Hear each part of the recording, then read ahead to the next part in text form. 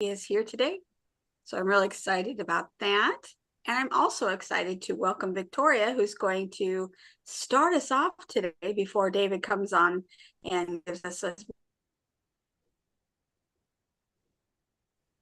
Good morning, everyone. to. Ready to go? Okay. Well, good morning, everyone. We're going to have our announcements this morning. As most of you already know, but in case there's somebody new, Unity of Tacoma is on Sunday mornings from 9:15 until about 11:30 or so, whenever we get done. From 9:15 till 10, and from the end of the service at 11 till when we quit is time for sharing and prayer requests and brainstorming, very informal and not on YouTube. From 10 to 11, our service is taped on YouTube, so it is a public forum for all of us to share with all of you far away anytime you like, and we hope you'll visit us.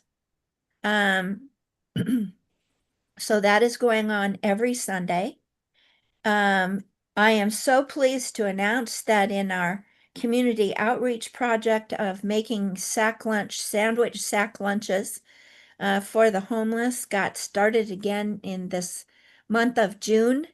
It went really well, and we're back into the groove, and we'll be continuing that the first Saturday of the month coming forth. Also, another monthly activity that is going on in the community is the Resistance Choir, which meets on the first Monday of the month at 6:30 p.m. at the People's Center on Martin Luther King and about 16th Street South. They had great turnout at uh, the protest marches that happened last weekend on the 14th. We had 3,500 people show up at a couple of different sites in Tacoma, and the band was present and the singers were present, and I hear tell they had a great time and celebration of healing and peace. And continuing on that note, South Sound Unity today, this afternoon, in the early afternoon, is going to be having a healing service in person at their church facility. If you'd like further information, you can look up their website, Unity of South Sound, and get the details. But that is an open invitation to those interested in healing of all kinds and for peace in our world. And we need all of both that we can get our mitts on. So you are cordially invited to attend that if you like. Also, looking forward, so in July, we'll have the first Saturday is going to be sandwich making, and the Resistance Choir the first Monday. And in the middle of the month, on the weekend of the 12th, we're going to start thinking about lavender in Washington. And the Olalla Lavender Festival will be on that weekend of the 12th of July. And the Lavender Festival in Sequim is the following weekend, the weekend of the 18th. And you all are welcome. They're both fun events. Olalla had their first festival last year, and several of us went to that and had a great time. The one in Sequim is a big deal, and several of us will spend the night, and we'll probably have a caravan going. So stay tuned for more information about the lavender festivals in Washington, in Olalla, and in Sequim. And good time is always had by all. So keep your ears pricked for news about that and who's going when and how and yada yada, all that stuff.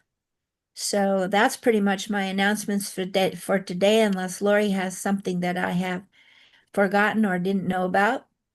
No, I'm just going to tell everyone that the address for Unity of South Sound is 710 South Anderson Street, and that's in Tacoma. And everybody hear me? I got a little unstable with my internet. So 710 South Anderson Street in Tacoma, and that service is at noon. So, all Okay. right. All right. Everybody have a great week. Thank you, Victoria. All right, let's invite David. Hi, David. Hello. Good morning, everyone. Good morning. Glad to have you. It's good to be here. I want to just start this morning by pointing out something obvious. There is no musician playing with us this morning. Now that may be something you're becoming used to. Apparently, you're going to need to, and it was very predictable as we go to online. I'm going to look into the possibility of having something to play next time I come, and something off the internet that's legal and free, and and see about doing something like that. It's wonderful to be alive. I'm enjoying being alive right now more than I can remember ever being enjoying it before. And part of that joy is in being able to adjust to change. I'm living in a retirement community with people many of whom are older than me, and um, when something changes, it just reverberates through the whole community. Just really bothers people, and it's the key to aging gracefully for me is the ability to adapt to change, the ability to just adjust to change. But we don't always know how to do that. My message today is titled "The Familiarity Fallacy." And what that refers to is the human tendency. I'm looking, surprise, surprise. I'm reading a book about the brain. I'm learning more about how the brain works. That's something that just draws me, pulls me, because this work of being a human in this world requires more than just the physicality. For the human being, the knowledge and the psychological well-being and the assimilation of ideas is everything to us. The familiarity fallacy refers to a tendency we have as humans to um, to treat the familiar and the factual the same. And I want to tell you what I mean about that. If someone tells you something over and over again, if you're in conversations and you hear the same thing over and over and over again, and it becomes familiar to you, it holds the same weight as a fact.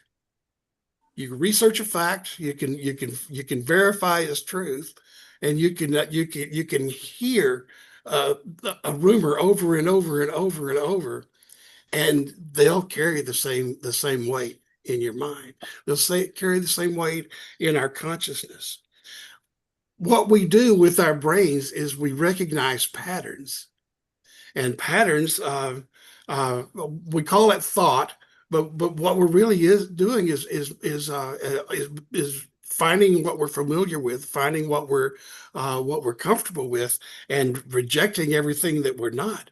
Uh, but we see the patterns in the world, we see the patterns in the world, and then we develop a mental model so that every morning when we wake up, we don't have to figure out how the sun came up. We don't have to do a full study of the sun to understand how it came up. We can just wake up and make the association. Oh, yeah, the sun comes up today just like it did yesterday, just like it did yesterday. And we don't have to think about it anymore. We just enjoy it. Um, a lot of work's been done lately in discerning how we developed as people and how we developed as humans, how we became human. Um, the book that I'm reading. Oh, I'm going to show you the book I'm reading. I'm just going to have to show you. Let me get it up here. The title is Humans: A Brief History of How We Messed It All Up.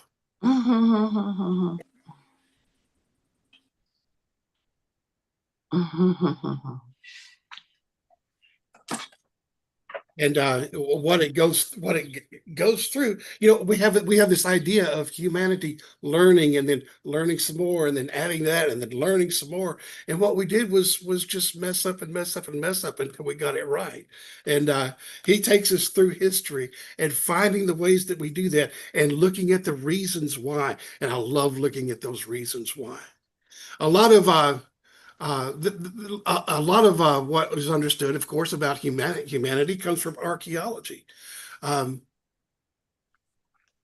Archaeologists have noticed something. They've noticed that when they find a site and they look they uncover a site and discover something about an ancient group. If it's hunter gatherers, all of the houses, the huts, the shelters are the same size. If they're once cultivation starts, once we start farming, things change a little bit. There's more houses, but they're all the same size for a little while, and then you end up with a village of about 10 huts, and one of them's bigger than the others. One of the houses is bigger than the others. And then you see village after village after village where that takes place. Then you see larger villages take place that have 2 or 3 large houses and a bunch of smaller houses. And then they uncover a different site from a different time a little bit later, and there's a palace, or there's a huge edifice, and then all the smaller houses. The inequality that we see as humanity doesn't show up until we start farming.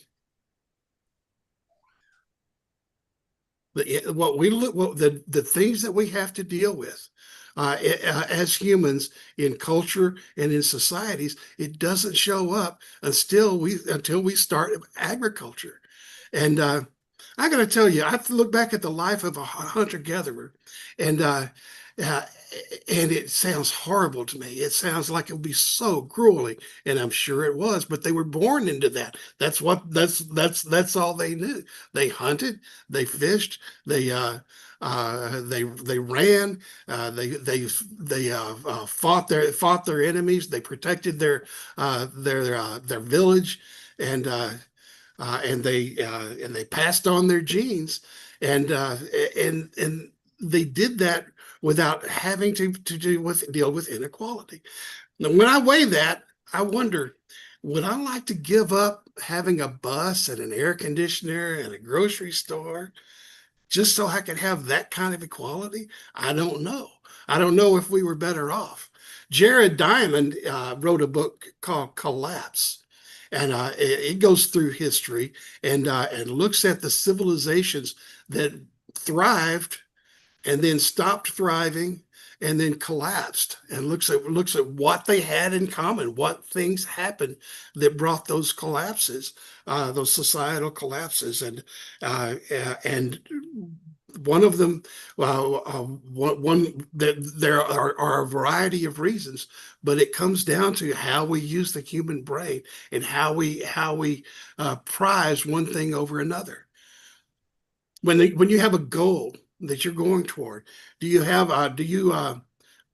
take the way that's going to get the most reward out of it, even if it's a little dangerous?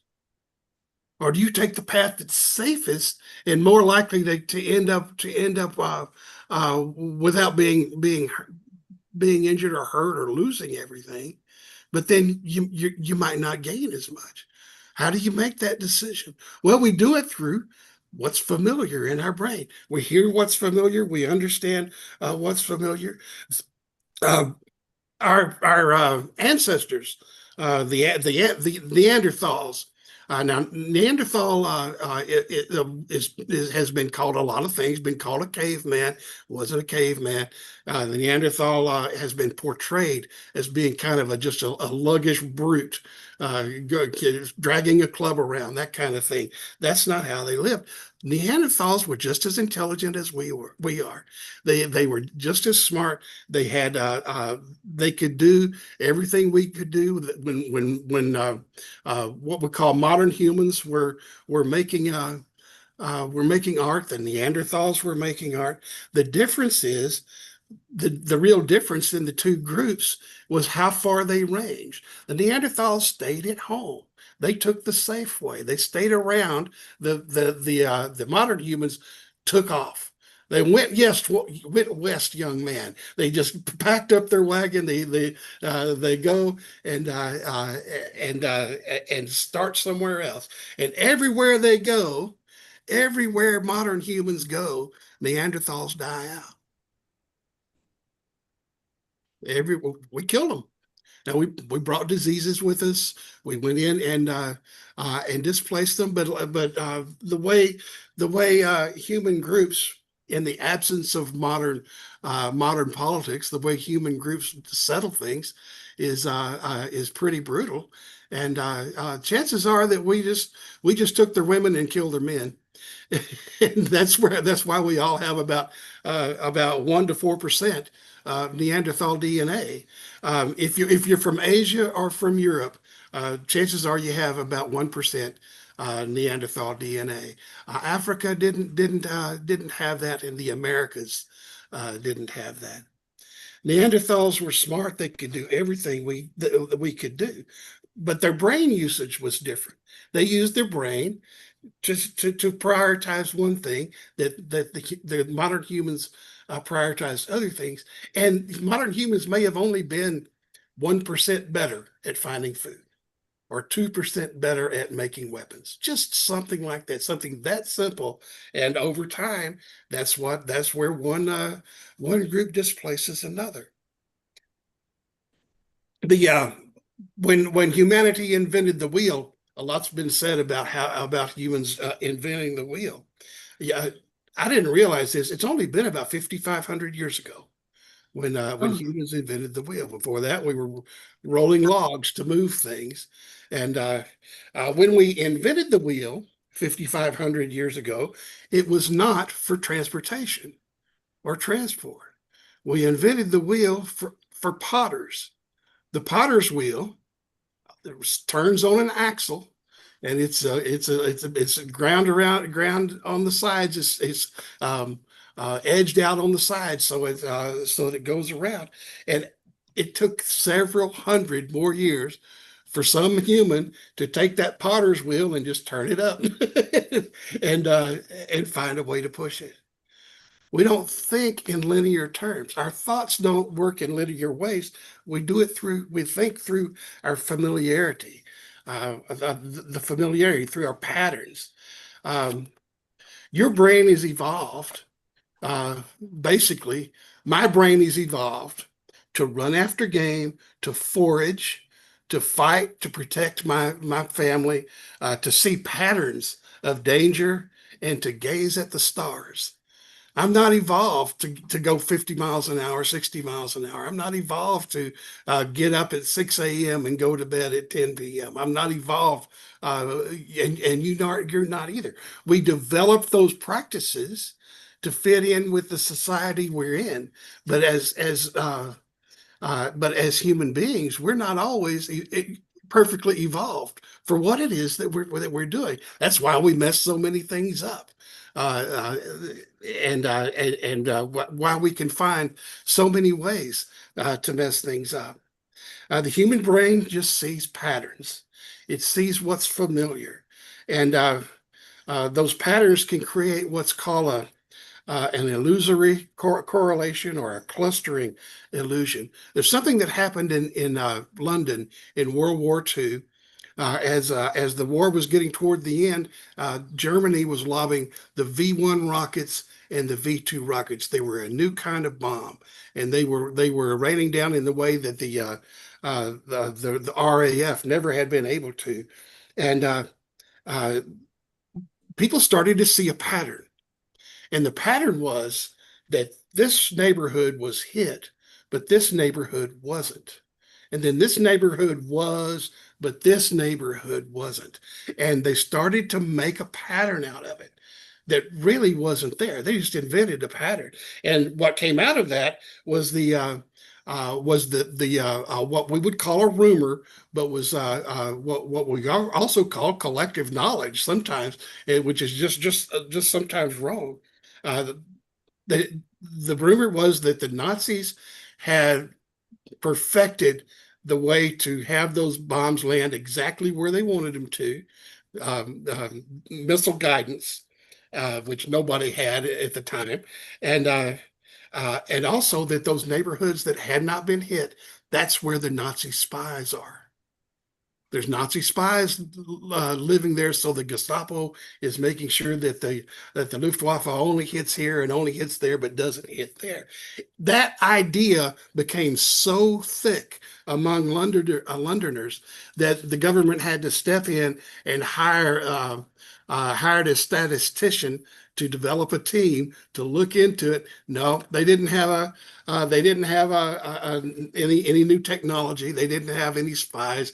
They were just randomly hitting. And what the people were doing was seeing the pattern and making meaning from the patterns that aren't there. That's what we do mentally, is we make meaning out of things, whether they're there or whether they're not. If we have a fact, we'll make meaning out of that fact. But if all we have is the familiar idea that we're hearing from other people, that we're hearing from conspiracy theorists and the media and the news, if we're hearing that over and over, it's familiar, then that's what we're gonna believe. That's the pattern that we're gonna let run our lives. I want to mention a couple of examples of the way the patterns can be manipulated. Our familiarity can be manipulated. If you imagine that you're asked to guess the price of a house, you're shown the picture of a house, and you're asked, is it worth more or less than $400,000? Well, that question doesn't tell you anything, does it? The question is the house worth more or less than $400,000? Well, with that prompt, most people will cluster their answer around $400,000. If you ask two different people or two different groups of people to guess the price of a house, but you say to one group, is this house worth more or less than $200,000? You ask another group, is this house worth more or less than $600,000? You'll get exactly the answers you would expect if you were putting false information into a computer. You would get false information out. The people who are given the higher number in the question will guess higher than the people who were given a lower number, and then none of them has information. This is just a question. Is it worth more or less? But that number becomes what's called an anchor in the brain. I've had to go out and dig anchors out of my head. I have a whole bunch of them, and so do you. We all do.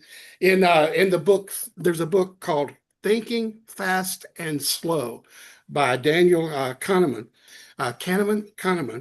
and he tells about an experiment that was done in Germany where they got together a group of judges from their legal system who were top of their field. There was nothing lacking in this group. They were interested in finding out anything that they're doing wrong too. That's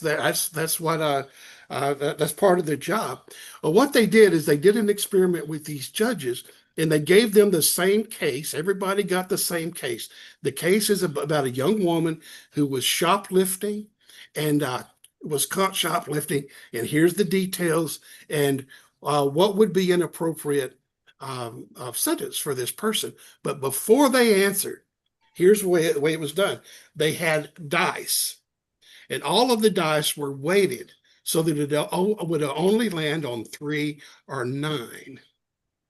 And all of the judges who rolled a 3, they would ask the question: should she have more or less than 3 months of prison? And the others was who got the 9, who rolled the 9, should she have more or less than 9 months in prison? And all of the judges, almost all of the judges, were affected by that question. The ones who rolled the lower number would have given the person the lower number. The ones who rolled the higher number would have given the person a sentence of a longer time. That's not really very reassuring about the legal system when you realize what's possible there.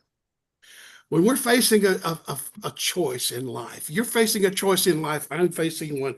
When we're facing a choice or a challenge, we usually have those two pathways of choice, of thought: which is the most rewarding way, and which is the least challenging way. Which is going to get me the most out of life, or which is going to make life safer. Well, it makes a lot of difference if we're talking about one thing or talking about another. The brain by itself just loves its comfort zone. Conflict, when we have when we're if I'm in a group, and I'm going to take, and my tendency is to take the most rewarding way, and you're in a group and your tendency is to take the safer way, the way that's more secure, it's going to look like we're in conflict within the group. But most of us are in that kind of conflict in our own heads. The conflict that we see in that group, that's just, if it bothers us, I can tell you it's a reflection of what's going on in our own head, because because we are that conflicted about how to function in this world, and how to move forward with life, how to find new ways to be engaged with the world. One of the most powerful habits we have mentally, a mental emotional habit, is what's called confirmation bias. We take what's familiar, the familiar belief, and we confirm that we were right. So I decided this and this and this, and so this and this is what's right for me. And it's that way because I decided it, and I decided it because it's right for me, and I right way because I decided for it. That it's just we do it in a circular way, and the brain. We do that because the brain hates to be wrong. I use the word ego, and that's the word Charles Fillmore uses. That's the word that psychology uses. It's a real thing, but let's just say the brain. The brain hates to be wrong. So the practice of the brain is to latch onto any shred of evidence that proves what we believe, and to reject anything that may be completely factual, that is contrary to what we believe. That need to be right is the tendency that drives most of our decisions. Conscientious living is not for sissies. Conscientious living, conscious living takes work. I've talked for years here about the 3 prime directives of the human ego, the three prime directives of the human animal. The first prime directive is to be right, which usually means making other people wrong. The second prime directive is to look good or avoid looking bad. We'll go to great lengths to do that. And the third prime directive is to find a partner, find a teacher, find a guru, find a companion, whatever you want to say it, and then to resist and resent all their help for what they have to say or what they do. You find the leader, and then you resist them. What do you do when you sign up for school? When somebody signs up for school and say, "Please be my teacher," the next week they're saying, "Look at what the teacher's doing with my homework." That's what we do. I did it. It's just a human tendency. When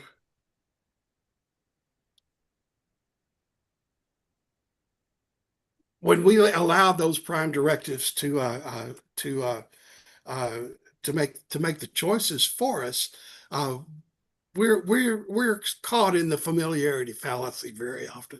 But if we want to be sure that we're working with factual information and that we're using our facilities, we're using our faculties in ways that are going to help us, then sometimes we have work to do in developing the understanding of the difference between the fact and the familiar.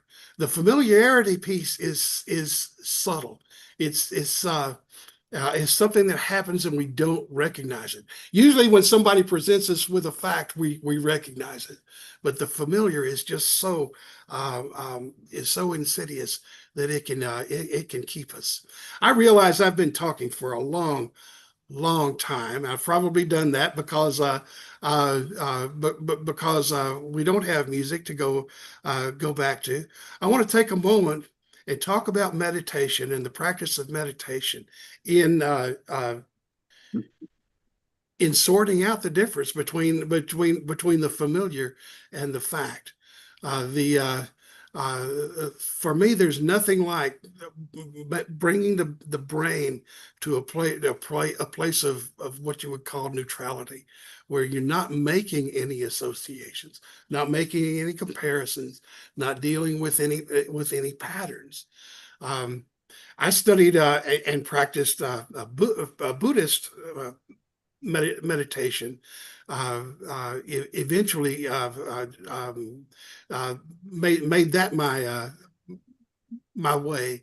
But Unity's form of meditation is to take an affirmation and to state that affirmation and to hold that affirmation in the heart. I've talked about this practice for years. The meditation that you have on a Sunday morning and that we share together typically on a Sunday morning is not the type of meditation that makes the affirmations work for us. When I was after I had been in Unity for some time, my then wife and I attended a workshop, it was a 2 weekend seminar, and it was extensive. It went from 7 a.m. to almost midnight, Friday and Saturday, 2 weekends in a row. And you really dig down into what's going on at events like that. And one of the things we did toward the end was to form an affirmation that was a personal affirmation. And my affirmation was, I am a confident, sensitive, patient, gentle man, loving and trusting all of you. Now, that's very simple. And the truth is, I was loving and I was working on experiencing being loving. I was patient, and that was an issue for me. You pick something that you want to stretch. You pick something that you want to affirm, and the assignment was then at the end of the seminar to state that affirmation 100 times a day for 6 months, and I did that. And that changed my life in a way that other ways of dealing with affirmation and meditation hadn't done for me. So I want to invite you right now to turn within for moments of meditation. And I just want to affirm, I want to have this practice. I want to give you this practice if I can. I am a confident, sensitive, patient, and gentle person, loving and trusting the people in my life.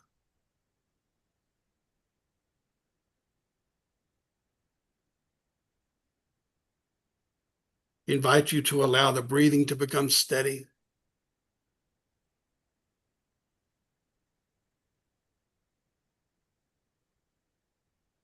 Relax and let go of any thoughts of the day or of the week. I am a confident, sensitive, patient, gentle person, loving and trusting the people in my world.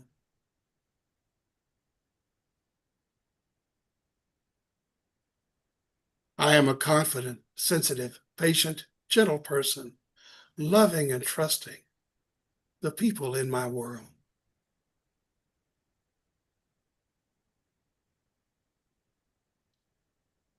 I am a confident, sensitive, patient, gentle person, loving and trusting the people in my world.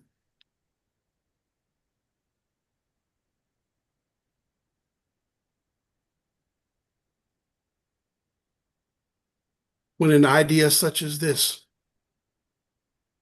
becomes what's familiar to us, it can change us.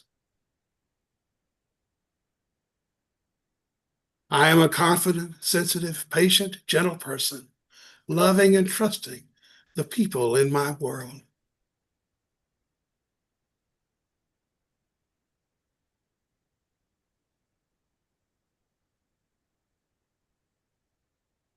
I am a confident, sensitive, patient, gentle person, loving and trusting the people in my world.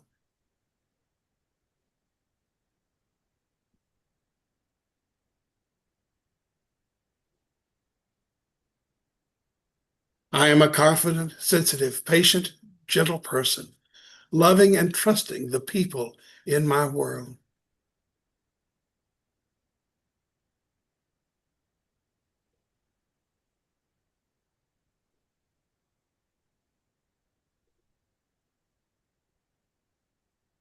Let us give thanks for the opportunity to learn together and to grow together.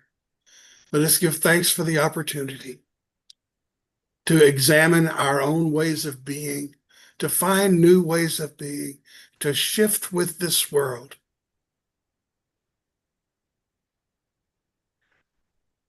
And so it is. Amen. I have to look at my order of service to see what's next. I know that we are early. We expected we would be early. We have time now for let me go ahead and do the offering, and then we'll just open things up for discussion after we take it off of the YouTube, off of the streaming. I want to mention the way this. I want to mention the way Unity of Tacoma funds itself is through your donations and through your gifts. What has been called love offerings. It's been called tithes. It's the practice of supporting your own community, and there are several ways to do that. There are links on the web page. I believe there's links on the Facebook page. There are ways to give, and I just bless this community. I bless all of you for the work that you're doing, and for the work that we're doing together. And so it is.